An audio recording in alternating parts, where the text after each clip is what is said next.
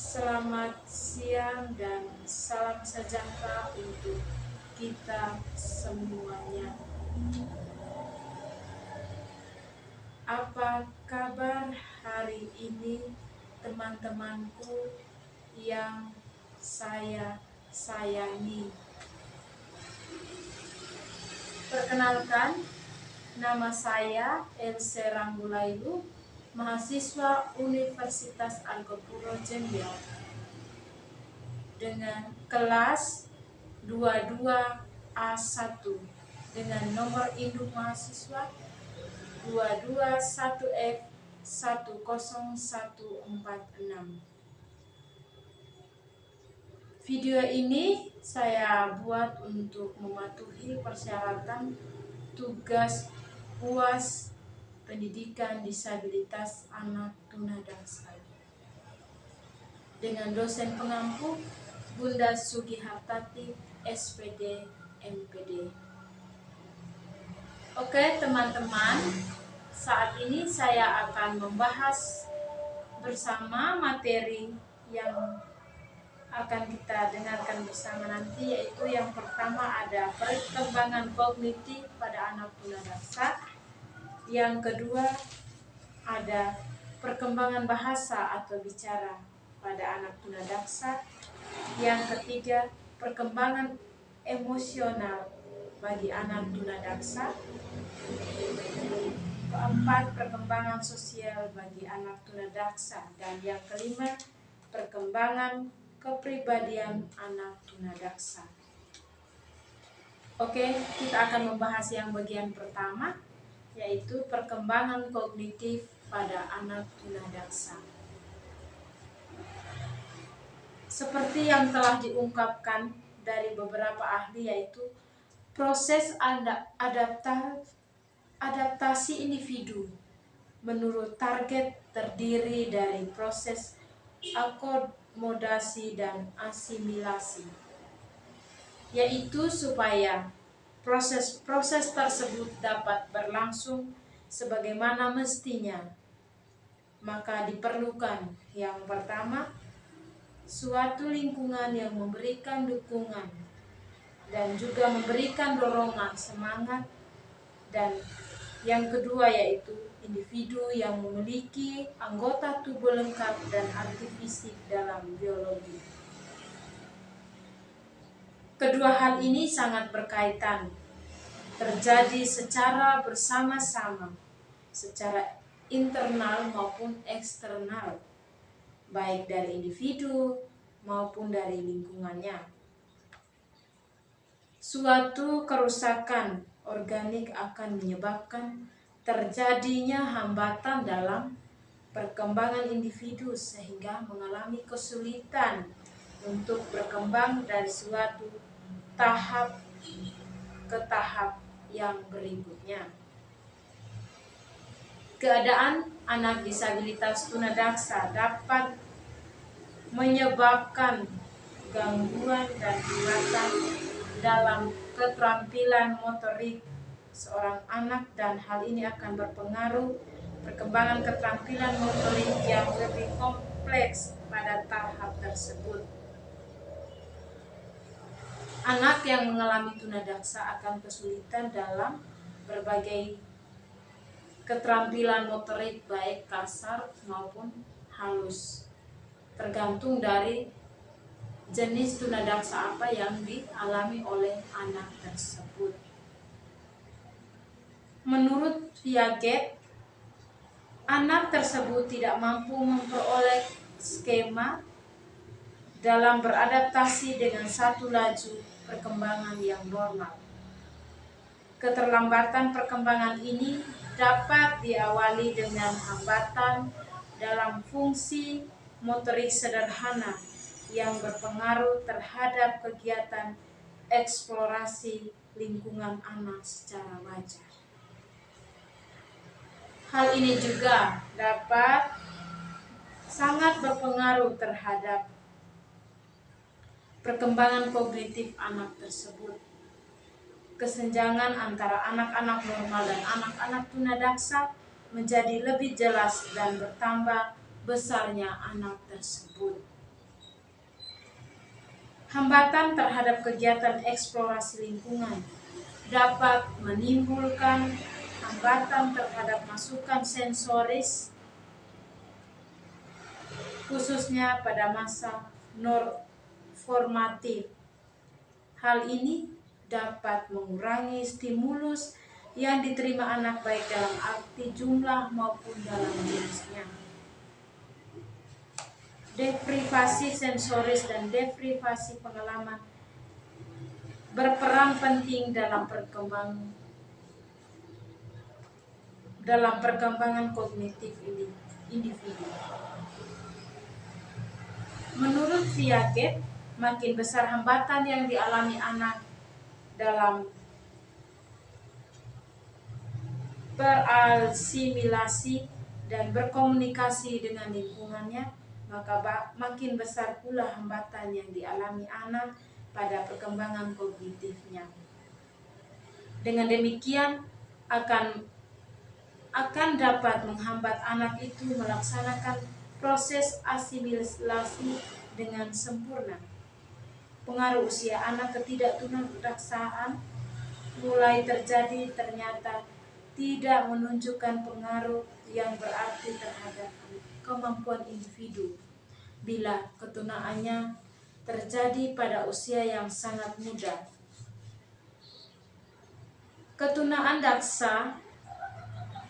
Tunadaksa sangat menghambat usaha menguasai keterampilan dan juga mengalami menghambat fungsi-fungsi normal secara keseluruhan. Bila tunadaksa terjadi anak yang lebih besar, maka setidaknya anak tersebut dapat menguasai keterampilan tertentu dan fungsi-fungsi sudah berkembang sampai satu titik perkembangan tertentu. Walaupun demikian, perlu diingatkan bahwa keadaan seperti ini bagi anak tersebut merupakan suatu kemunduran. Anak tersebut pernah mengalami keadaan sebagai anak normal dan merupakan suatu hal yang sulit untuk menyesuaikan diri dengan keadaan ketunadaksaannya. Secara umum dapat dikatakan bahwa sampai batas usia tertera ketunadaksaan akan mempengaruhi lanjut perkembangan dan tipe perkembangan seseorang. Anak disabilitas tunadaksa yang dialami pada usia yang lebih besar menunjukkan efek yang lebih kecil terhadap laju perkembangan, tetapi menimbulkan pengaruh psikologis yang lebih besar. Maksud dari perkembangan yang saya sudah bacakan tadi yaitu kebanyakan anak yang mengalami tunadaksa memang sangat berpengaruh untuk baik proses berpengaruh dalam proses kehidupannya, baik dari segi perkembangan untuk dirinya sendiri, pendidikan, ataupun kegiatan-kegiatan lain yang menyangkut dengan dirinya sendiri akan sulit dilakukan bagi anak yang mengalami tunadaksa. Karena kita tahu anak tunadaksa merupakan anak yang mengalami kekurangan dalam tubuhnya atau rusak dalam tubuhnya, seperti saya sendiri meskipun pikiran saya sehat, bisa mengerti ini itu, tetapi untuk melakukan sesuatu atau banyak seringkali mengalami kegagalan karena tidak bisa menerima diri. Misalnya contoh sederhananya itu, awal-awalnya memang saya sendiri susah untuk menerima diri saya, kenapa saya beda dengan orang yang lain. Karena dulunya saya seperti anak normal lainnya, seperti anak normal pada umumnya. Tapi karena terjadi kecelakaan, maka saya menjadi anak tunadaksa. Itu juga mempengaruhi proses perkembangan kehidupan saya. Pasti ada yang namanya minder, tidak percaya diri, dan juga lain-lain. Seperti itu yang dialami, salah satu hal atau proses perkembangan kehidupan yang dialami oleh beberapa anak tunadaksa, khususnya saya sendiri. Telah banyak penelitian yang bertujuan untuk mengetahui tingkat inteligensi anak tunadaksa. Hasil pun banyak dijadikan di bahan diskusi yang menarik. Ya, seperti yang tadi, kayak proses perkembangan kehidupan, bagaimana anak tersebut menerima dirinya, bagaimana anak ini harus berkembang ke depannya seperti apa. Jadi untuk mengetahui proses perkembangan atau bagaimana cara kita mengatasi proses selanjutnya, perkembangan kognitif selanjutnya, itu tuh memang harus banyak kita pelajari dari orang lain, harus kita banyak belajar, harus banyak mencari tahu sehingga kita bisa mengatasi untuk mengerti bagaimana cara kita membantu proses perkembangan bagi anak tunadaksa. Kita tahu sendiri bahwa proses kognitif itu pasti terjadi pada keterampilan baik kasar maupun halus, karena pada anak tunadaksa anak tunadaksa itu kan mengalami kerusakan pada fisiknya, misalnya kaki, tangan, ataupun anggota gerak lainnya yang ada di tubuhnya itu kan sangat menghambat atau sangat sulit untuk anak tunadaksa dalam melakukan suatu kegiatan, suatu aktivitas yang akan dia pelajari. Maka dari itu kita harus banyak belajar untuk membantu mereka. Kita akan masuk pada perkembangan yang kedua, yaitu perkembangan bahasa bicara bagi anak tunadaksa. Bahasa adalah alat komunikasi yang utama bagi manusia. Dengan bahasa, manusia dapat berhubungan satu dengan yang lainnya, dan dengan bahasa pula seorang dapat mengungkapkan pikiran, perasaan, dan kehendaknya kepada orang lain. Setiap manusia memiliki potensi untuk berbahasa. Potensi tersebut akan berkembang menjadi kecakapan berbahasa melalui proses yang berlangsung sejalan dengan kesiapan dan kematangan sensori motoriknya. Pada anak tunadaksa jenis polio, perkembangan bahasa bicaranya tidak begitu berbeda dengan anak normal. Lain halnya dengan anak cerebral palsy. Ya seperti contoh sederhananya seperti saya sendiri. Saya untuk komunikasi, bahasa, apa segala macam itu sama persis dengan anak normal lainnya, karena kita ketahui bahwa anak tunadaksa hanya mereka yang mengalami kerusakan pada anggota tubuh. Kalau untuk komunikasinya seperti anak normal lainnya. Setiap manusia memiliki potensi berbahasa. Potensi tersebut akan berkembang menjadi kecakapan berbahasa melalui proses yang berlangsung sejalan dan kesiapan motorik.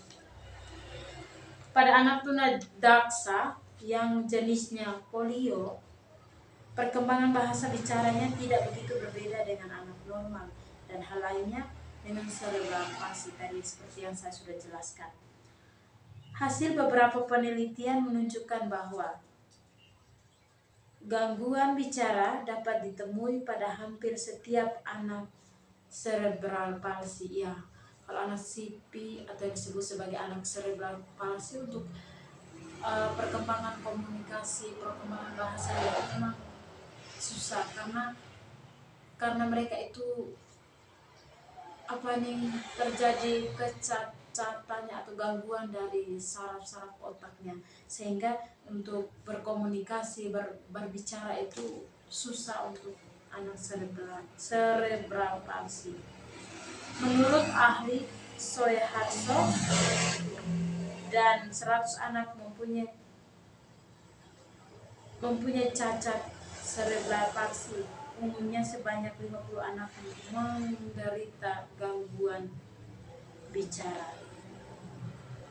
Terjadinya kelainan bicara pada anak cerebral palsi disebabkan oleh ketidakmampuan dalam koordinasi motorik organ bicara akibat kerusakan lainnya sistem neuromotor. Gangguan bicara pada anak cerebral palsi biasanya berupa kesulitan artikulasi, fonasi, dan juga sistem respirasi. Adanya gangguan bicara pada anak cerebral palsi mengakibatkan mereka mengalami problem psikologis yang disebabkan kesulitan dalam mengungkapkan pikiran, ya, keinginan atau kehendaknya. Mereka biasanya menjadi mudah tersinggung, tidak memberikan perhatian lama terhadap suatu, merasa terasing dari keluarga dan teman-temannya. Ya, seperti yang saya sudah bilang tadi, anak sipil mereka memang susah untuk berkomunikasi, mereka mempunyai keterlambatan dalam berkomunikasi juga karena mereka terjadi CP itu salah satu penyebabnya itu kan dari otaknya, sehingga pengalaman saya di sini karena sering melihat dan juga berhadapan langsung dengan anak sipil itu, kalau mereka mau menginginkan sesuatu kan mereka tidak bisa berbicara, itu nanti mereka susah untuk mengutarakan pikiran mereka mau apa, keinginannya apa, mereka mau buat apa, itu susah, sehingga kadang-kadang mereka itu sering mengungkapkannya dengan cara menangis, dengan cara teriak-teriak. Kadang-kadang juga kalau kita banyak juga ada beberapa anak sipil juga yang tersinggung kalau kita berbicara, misalnya ada mereka sementara ada di situ di satu tempat yang sama dengan kita berbicara dengan orang lain, nanti mereka akan tersinggung dan kadang-kadang tuh mereka sampai nangis, teriak-teriak gitu, karena mereka sulit untuk mengungkapkan apa yang mereka inginkan, dan mereka juga cepat mudah tersinggung seperti yang saya sudah jelaskan. Mereka mengira diri mereka itu terasing atau tidak diperhatikan atau kami tidak disayang oleh siapapun, inilah kami, sehingga menyebabkan mereka juga kadang-kadang itu marah, kadang-kadang menangis. Nah, itu yang saya alami di sini, pengalaman saya. Ada juga perkembangan emosi pada anak tunadaksa.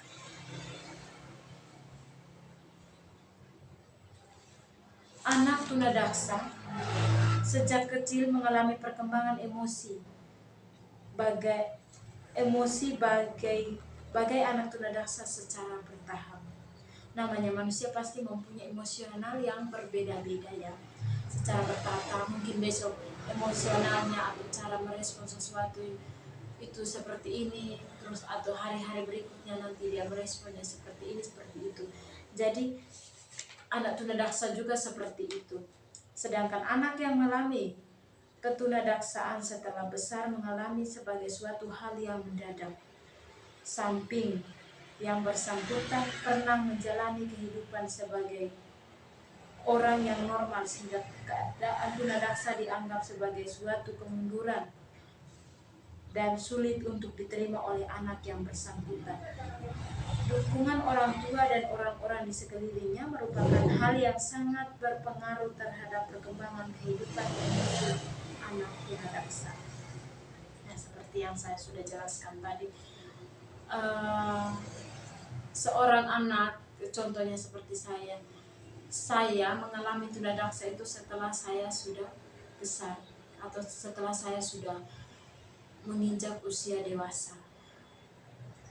Dari dulunya kan kita sudah merasakan seperti anak normal lainnya, saya ini normal, saya tidak ada apa-apa, saya ini ternyata tiba-tiba terjadi seperti ini, terjadi tunadaksa atau kerusakan pada anggota gerak atau kekurangan pada anggota gerak, maka itu juga sangat berpengaruh untuk perkembangan emosi. Yang dulunya biasa-biasa aja, sekarangnya ya sudah bisa menerima diri sih, tapi yang dulunya yang tidak bisa menerima diri itu tuh emosionalnya itu sangat tinggi dan sangat susah untuk dikendalikan. Saya sering tidak percaya diri, saya sering emosi, saya sering sering merasakan kalau saya tuh asing atau saya tuh beda dengan yang lain. Saya nanti bagaimana ke depannya, atau kadang-kala juga bisa menangis, bisa sedih ya, karena kok saya, kenapa saya seperti itu. Jadi itulah perkembangan emosi anak tunadaksa yang terjadi khususnya di diri saya sendiri. Bagi orang tua, anak tunadaksa sering memperlakukan anak-anak mereka dengan sikap yang terlalu melindungi, misalnya memenuhi segala keinginan, melayani secara berlebihan, dan sebagainya. Ya, untuk orang tua, apalagi mereka melihat anaknya itu, khususnya saya ini termasuk anak yang dilindungi oleh kedua orang tua, keluarga, dan semua siapa saja yang mengenal saya hingga pada saat ini. Sehingga kadang-kadang mau dibentuk seperti ini, mau ada yang mau membantu proses perkembangan seperti ini, nanti ada sikap yang melindungi dari orang tua. Jangan, itu anaknya kasihan, nanti dia begini, nanti dia kasihan kalau dia begitu. Jadi itu juga bisa mengakibatkan proses perkembangan bagi anak tunadaksa itu tidak terkontrol, maksudnya tidak terarah gitu kalau terlalu dilindungi oleh kedua orang tuanya. Di samping itu juga ada orang tua yang menyebabkan anak-anak tunadaksa merasa ketergantungan sehingga merasa takut, cemas, dan menghayal pada lingkungan yang dikenalnya. Iya, seperti yang saya sudah jelaskan tadi.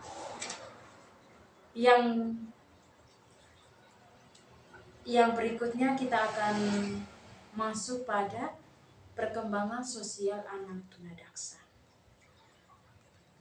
Keanekaragaman pengaruh perkembangan yang bersifat negatif menimbulkan risiko bertambahnya besar kemungkinan munculnya kesulitan dalam penyesuaian diri pada anak-anak tunadaksa.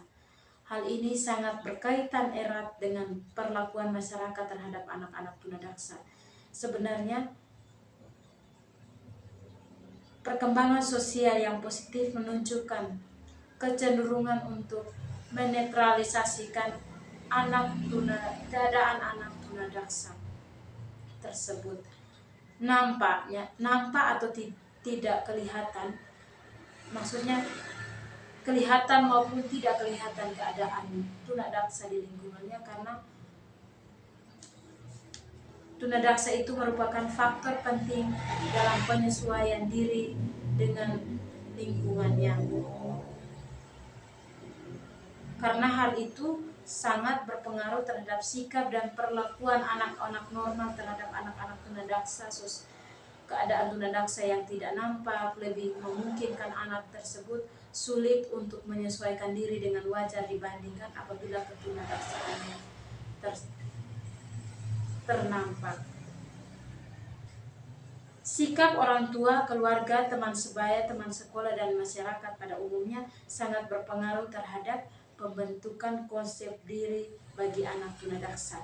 Dengan demikian akan mempengaruhi respon sebagian terhadap lingkungannya, sebagaimana dimaklumi bahwa konsep diri seseorang dipengaruhi oleh lingkungannya.